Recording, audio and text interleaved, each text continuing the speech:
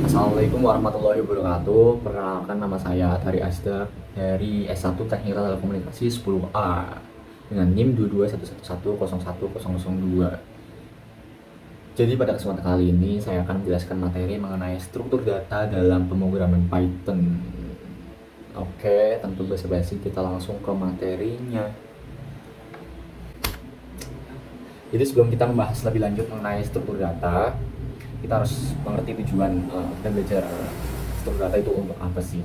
Jadi yang pertama, kita bisa memahami penggunaan pemrograman Python dalam struktur data. Yang kedua, mengetahui keunggulan pemrograman Python pada pengolahan struktur data. Yang ketiga, membuat struktur data sederhana menggunakan bahasa pemrograman Python dan menggunakan struktur data untuk menyelesaikan suatu masalah. Oke, tapi sebelumnya kita harus ngerti nih apa itu struktur data linear. Jadi struktur data linear merupakan kumpulan data yang itemnya diurutkan dan bergantung pada bagaimana data tersebut ditambahkan atau dihapus dari struktur. Struktur data linear dapat dianggap memiliki dua ujung, yang mana atas dan bawah atau depan dan belakang. Yang membedakan satu struktur linear dari yang lain adalah cara item ditambahkan dan dihilangkan, khususnya lokasi tempat penambahan dan penghapusan ini terjadi. Misal, penambahan hanya di satu ujung atau menambahkan di keduanya. Selanjutnya, kita akan mengetahui tentang stack. Apa itu sih stack? Stack dalam bahasa Indonesia, yang artinya tumpukan, merupakan struktur data linear yang penambahan item baru dan penghapusan item yang ada selalu terjadi di ujung yang sama. Penambahan dan penghapusan item dilakukan pada bagian atas stack. Kita harus mengetahui apa itu last in, first out, atau bisa disebut LIFO. Sifat ini biasa disebut last in, first out. Item terakhir yang ditempatkan pada stack akan menjadi item pertama yang dibuang. Gambar 1 yang atas merupakan contoh analogi dalam keseharian kita, yaitu tumpukan piring. Dalam tumpukan piring, penambahan piring dan pengambilan piring selalu dilakukan pada bagian atas tumpukan.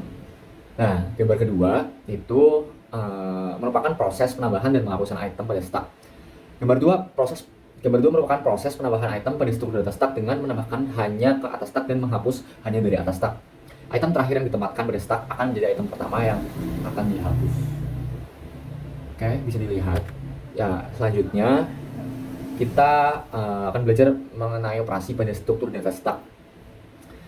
Dalam struktur data stack ada operasi yaitu stack yang berfungsi untuk membuat stack baru yang kosong. Operasi ini tidak membutuhkan parameter dan akan mengembalikan sebuah stack kosong. Selanjutnya ada push item yang berfungsi menambahkan item baru ke atas stack. Operasi ini membutuhkan masukan berupa item dan tidak mengembalikan apa-apa. Selain itu, stack akan berubah dengan bertambahnya sebuah item baru pada posisi paling atas. Yang ketiga ada isEmpty, berfungsi untuk menguji untuk melihat apakah stack kosong. Operasi ini tidak membutuhkan parameter dan stack tidak diubah. Operasi isEmpty mengembalikan nilai boolean. Apabila stack kosong akan mengembalikan nilai true dan mengembalikan nilai false apabila stack berisi item. Selanjutnya yaitu pop. Untuk menghapus item teratas dari stack. Operasi ini tidak membutuhkan parameter dan stack akan berubah dengan berubahnya sebuah item baru pada posisi paling atas. Kemudian ada pick, berfungsi mengembalikan item teratas dari stack tetapi tidak menghapusnya. Operasi ini tidak membutuhkan parameter dan stack tidak diubah. Yang terakhir ada size. Size itu untuk mengembalikan jumlah item yang terdapat pada stack. Operasi ini tidak membutuhkan parameter dan stack tidak diubah. Selanjutnya ada queue. Apa itu queue? Queue dalam bahasa Indonesia artinya antrian. Antrian merupakan struktur data dengan penambahan item baru terjadi di satu ujung, belakang atau akhir queue. Dan penghapusan item selalu terjadi di ujung lain, depan atau awal queue. Di gambar tersebut kita bisa melihat proses penambahan dan penghapusan item pada queue. Kita juga harus mengetahui apa itu first in, first out. Sifat queue ini disebut first in, first out atau FIFO. Yaitu item pertama yang dimasukkan ke dalam queue merupakan item pertama yang akan keluar, berbeda dengan last in first out. Ada operasi-operasi yang dapat dilakukan pada struktur data queue. Yang pertama, queue membuat antrian baru yang kosong. Operasi ini tidak membutuhkan parameter dan akan mengembalikan struktur data queue kosong. DQueue. Sebelum DQueue kita harus mengetahui enqueue item, yaitu berfungsi untuk menambahkan item baru ke belakang queue. Operasi enqueue membutuhkan masukan berupa item dan tidak mengembalikan apa-apa. Selain itu, queue akan berubah dengan bertambahnya sebuah item baru pada posisi paling akhir atau paling belakang. Yang ketiga ada DQueue, berfungsi untuk menghapus item depan dari queue. Operasi ini tidak membutuhkan parameter. Queue akan berubah dengan berkurangnya sebuah item baru pada posisi paling depan atau awal. Yang keempat ada pick, pick berfungsi mengembalikan item paling awal dari QE tetapi tidak menghapusnya. Operasi ini tidak membutuhkan parameter dan QE tidak diubah. Yang kelima ada SMT untuk menguji melihat apakah QE kosong.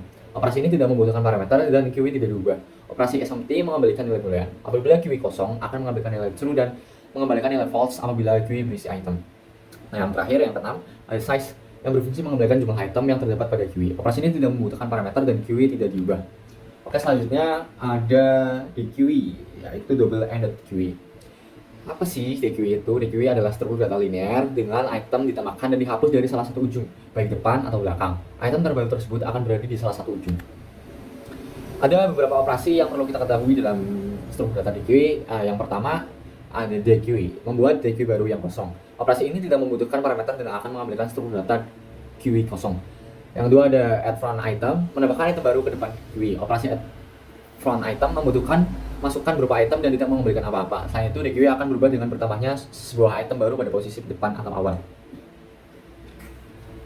Selanjutnya, yang ketiga ada add rear item, berfungsi untuk menambahkan item baru ke belakang DQE. Operasi add rear item membutuhkan masukan berupa item dan tidak mengembalikan apa-apa. Selain itu, DQE akan berubah dengan bertambahnya sebuah item baru pada posisi paling belakang atau akhir. Yang keempat ada remove front. Remove front ini berfungsi untuk menghapus pada posisi paling depan atau awal dari DQE. Operasi remove front tidak membutuhkan masukan berupa item, namun akan memperoleh item yang dihapus tersebut. Selain itu, DQE akan berubah dengan berkurangnya item pada posisi paling awal atau paling depan.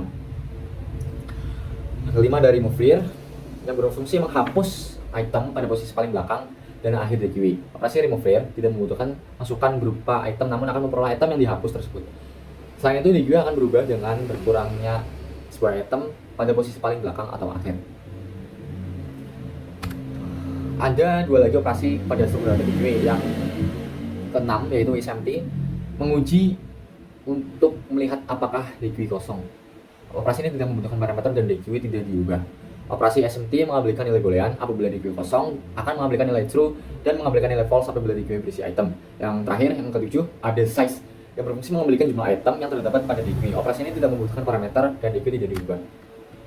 Oke, yang selanjutnya kita harus mengetahui apa itu list. List merupakan kumpulan item di mana setiap item memiliki posisi relatif terhadap item yang lain. Kita dapat menganggap list tersebut memiliki item pertama, item kedua, item ketiga, dan seterusnya. Kita juga bisa merujuk ke awal sebuah list, yaitu item pertama, dan akhir list, yaitu item terakhir. Berdasarkan urutannya item, list dibagi menjadi dua, yaitu order, yaitu list yang secara berurutan, dan unorder yang tidak berurutan. Order artinya item disimpan dengan cara diurutkan, sedangkan unorder item disimpan dengan cara tidak diurutkan. Ini merupakan contoh order dan unorder list. Pada bagian A, pada gambar A, terdapat order list yang berisi angka 17, 26, 31, 54, 57, dan 93. Yang B ada item unorder list yang tidak berurutan, ada angka 54, 26, 93, 17, 77, dan 31. Untuk mengimplementasikan unorder list dibutuhkan sebuah struktur data yang dinamakan linked list. Linked list terdiri dari node dan link. Node itu berfungsi untuk menyimpan item, dan sedangkan link menghubungkan sebuah node dengan node berikutnya. Nah, ini merupakan linked list. Jadi akan saya jelaskan. Pada gambar A merupakan node dengan itemnya masing-masing tersebut. Itu terdapat angka 31, 17, 26, 55, 77, dan 93. Dan yang B merupakan linked list, yaitu setiap node telah terhubung menggunakan link item dapat disisipkan dan dihapus dari linked list tanpa mengubah data. Nah, ini merupakan proses penyisipan dan penghapusan item pada linked list. Bisa dilihat. Yang selanjutnya, saya akan menjelaskan mengenai operasi yang dapat dilakukan pada struktur data list. Yang pertama adalah list, berfungsi untuk membuat list baru yang kosong. Operasi ini tidak membutuhkan parameter dan akan mengambilkan struktur data list kosong. Yang kedua ada add item, berfungsi menambahkan item baru ke list. Pada operasi add item, membutuhkan masukan berupa item dan tidak mengembalikan apa-apa. Selain itu, list akan berubah dengan pertamanya sebuah item baru. Yang ketiga ada remove item, berfungsi untuk menghapus item dari list. Operasi remove item membutuhkan item dan mengubah list dengan menghapus sebuah item. Yang keempat ada search item, untuk mencari sebuah item pada list. Operasi search item ini membutuhkan item. Operasi ini akan mengembalikan nilai boolean dengan nilai true apabila item terdapat dalam list dan false apabila item tidak terdapat dalam list. Yang kelima ada operasi isempty, berfungsi untuk melihat apakah list kosong. Operasi ini tidak membutuhkan parameter dan list tidak diubah. operasi SMT mengembalikan nilai boolean. Apabila list kosong akan mengembalikan nilai true dan mengembalikan nilai false apabila list berisi item. Yang keenam ada size, mengembalikan jumlah item yang terdapat pada list. Operasi ini tidak membutuhkan parameter dan list tidak diubah. Operasi ini mengembalikan nilai integer jumlah data pada list. Oke, jadi setelah kita mengetahui struktur data pada pemrograman Python, saya akan menjelaskan, saya akan memberi contoh program list kontak menggunakan pemrograman Python yang telah saya buat. Oke, saya akan menulisnya dari awal.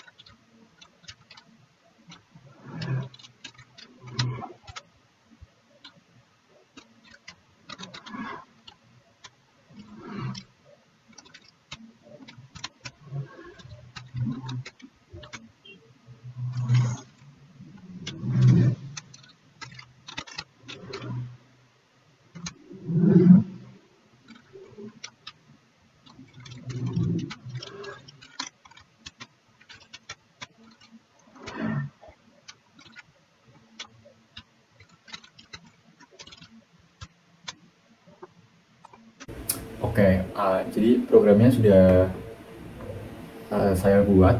Coba kita tes apakah berhasil. Wait, loading di sini ya. Wow, ada error ternyata juga true. Maaf.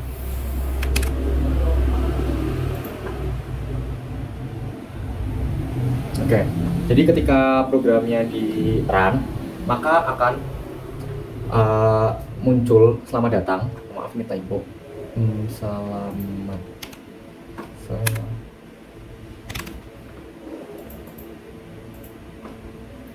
Oke, jadi ketika program di run, muncul selamat datang dan menu. Kita bisa memilih input yang akan kita masukkan. Di situ terdapat nomor 1 daftar kontak, nomor 2 tambah kontak, dan 3 keluar. Coba kita pilih nomor 1 ya. Nah, kita bisa melihat daftar kontak yang telah kita tuliskan, yaitu ada Yanto Galon, Agus Bengkel, Ujian Bordir.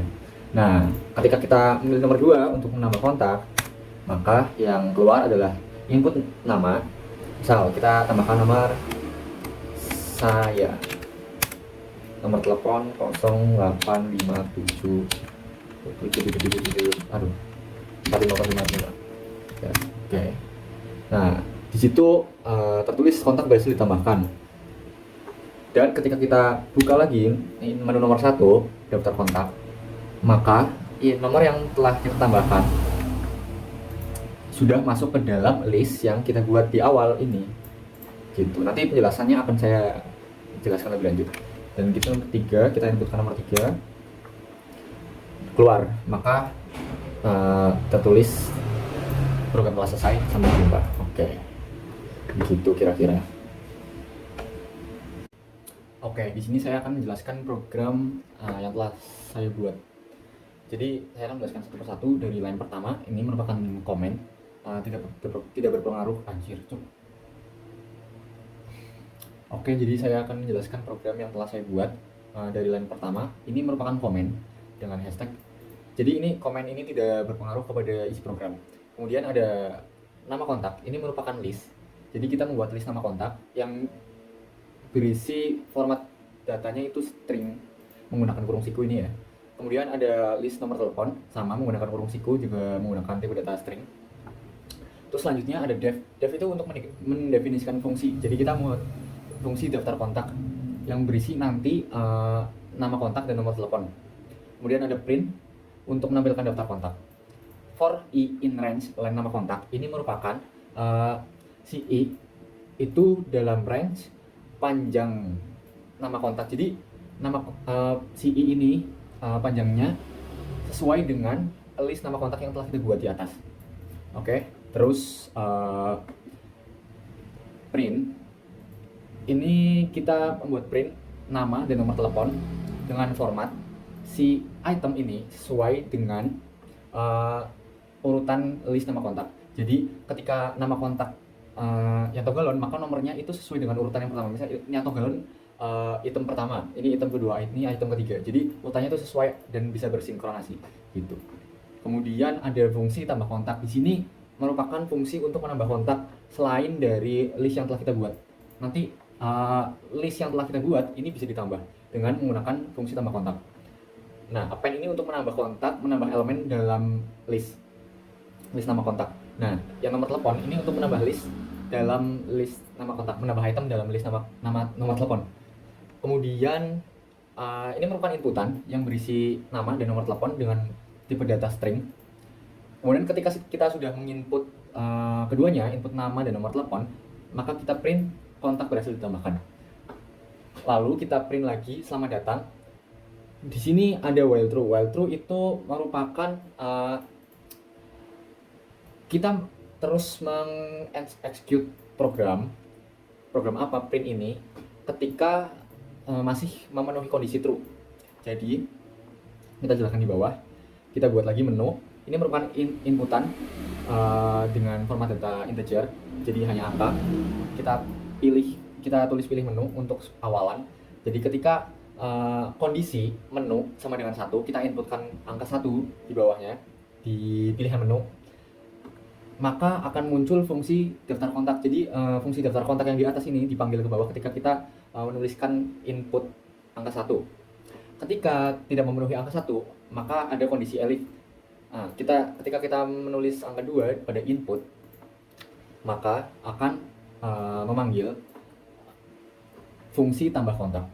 Kemudian ketika kondisinya tidak memenuhi lagi atau kita menuliskan pada input nomor 3, maka akan di-print program selesai sampai jumpa.